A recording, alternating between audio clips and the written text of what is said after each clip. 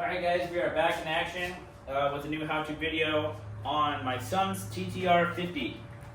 We are going to replace the starter today. It had some problems. It doesn't currently start right now. Sometimes if you have it in neutral or you shook the bike when it was in neutral, it would engage the starter. So I do believe there's some sort of a short in the starter. Also the starter relay went bad, so I have a new one of those I've already replaced. And now the starter completely just doesn't work. So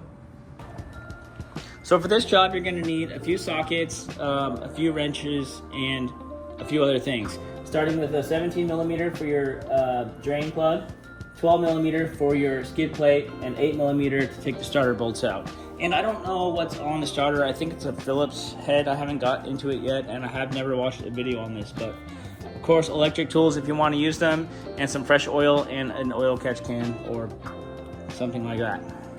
See, but you're going to want to take the skid plate off, which is 4 bolts that are located on the bottom here. And this might be better if you had a wrench, but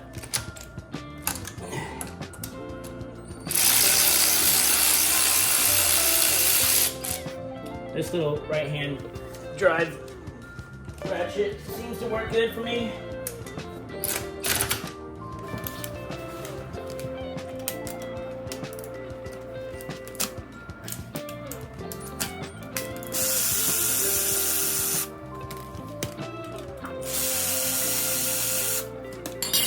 Alright, unfortunately I do not have a motorcycle stand, so it means I'm going to be laying on the ground, but there's a big 17 millimeter bolt under here, and that's going to be for your oil. Go ahead and pull that out. It should drain. Oh, that's actually pretty dirty. Now that it's all drained almost, we're going to go ahead and crack the starter free. So there's going to be 2 bolts. One of them is basically the 2 bolts that are right behind the shifter. One of them is holding the carb fuel drain hose, and the other one is on the very bottom, right where it says neutral 1, 2, 3, 4. So just go ahead and crack those loose until they come unthreaded.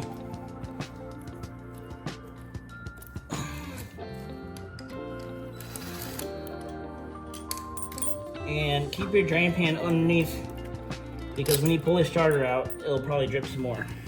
You know, before I do this, I am just going to unplug the battery just in case there is some sort of short and the starter wants to try to go by itself. So let's go ahead and unplug the battery, see if we can get this starter off.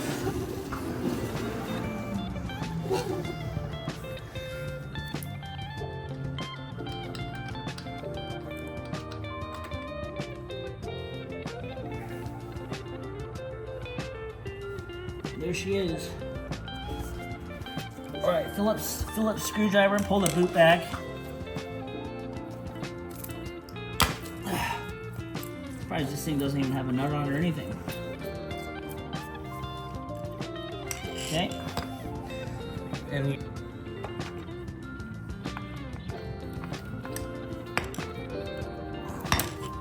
also, it comes with a little plastic cap on the new starter. Make sure you take that off before you try to fit it in there. Just want to make sure it's going to fit nicely.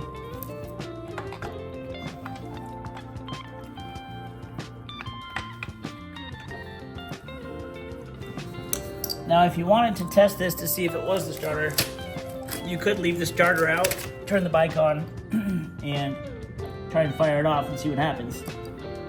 And you can also try that with your old starter, but in my case, the old starter doesn't do anything, so either have an electrical problem or a starter problem.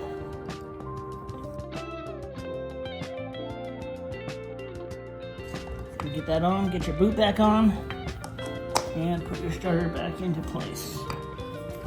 But I'm also going to clean the oil out of there to make sure that that rubber grommet gets a nice seal.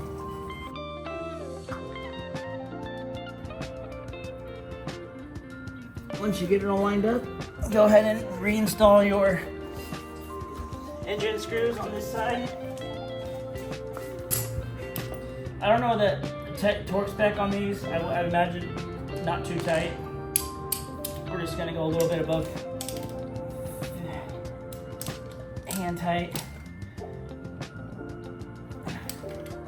Maybe 10, 15 pounds probably. Oh no, socket down. That's okay, we're done with that one.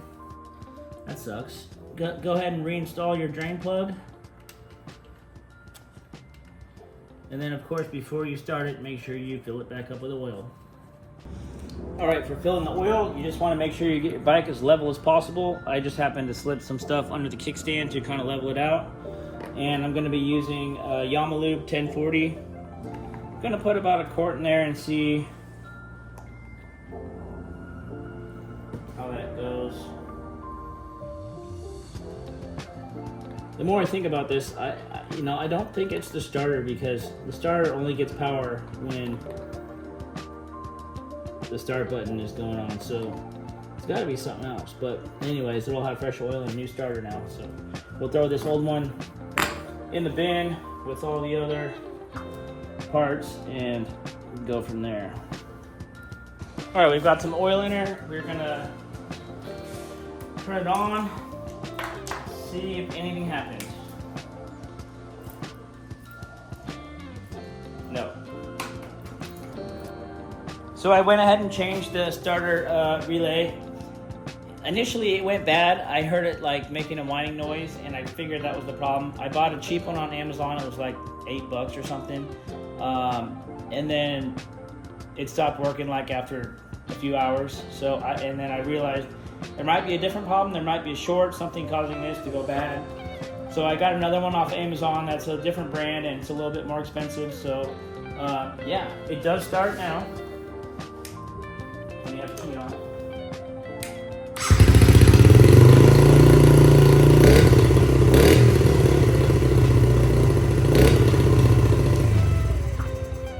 So we'll ride it around. We'll see if it shorts out anymore or starts doing anything weird.